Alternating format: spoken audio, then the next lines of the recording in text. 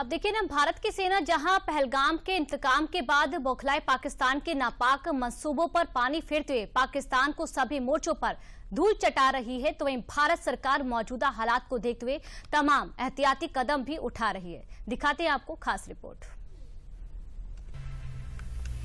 भारत की सेना जहां पहलगाम के इंतकाम के बाद बौखलाए पाकिस्तान के नापाक मंसूबों पर पानी फेरते हुए पाकिस्तान को सभी मोर्चों पर धूल चटा रही है, तो वहीं भारत सरकार मौजूदा हालात को देखते हुए तमाम एहतियाती कदम भी उठा रही है। इसी के तहत गृह मंत्रालय ने सभी राज्यों और केंद्र शासित प्रदेशों के मुख्य सचिवों और प्रशासकों को पत्र लिखकर सिविल डिफेंस नियमों के तहत आपातकालीन शक्तियां लागू करने को कहा है। इन नियमों के तहत क्या है आपातकालीन शक्तियां, जान लेते हैं। गृह मंत्रालय के पत्र में नागरिक सुरक्षा नियम 1968 की धारा 11 के तहत आपातकालीन शक्तियों के प्रयोग को कहा गया। इसके तहत राज्य सरकारों को आपात स्थितियों में लोगों और संपत्तियों को नुकसान या क्षति से बचाने के लिए त्वरित कार्यवाही करने का अधिकार मिलता है।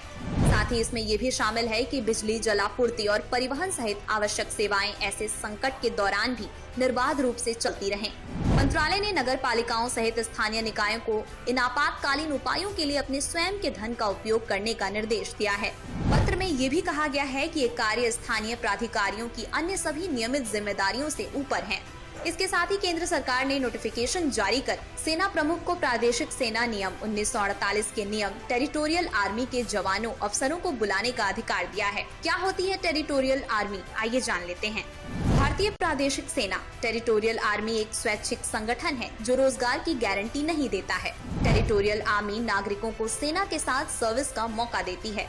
देश का आम नागरिक भी टेरिटोरियल आर्मी ज्वाइन कर सकता है। टेरिटोरियल आर्मी का मेन मकसद जरूरत पड़ने पर सेना की सहायता करना है। साथ ही आतंक की सुरक्षा, प्राकृतिक आपदाओं या अन्य आपात स्थितियों में सर्विस देना है।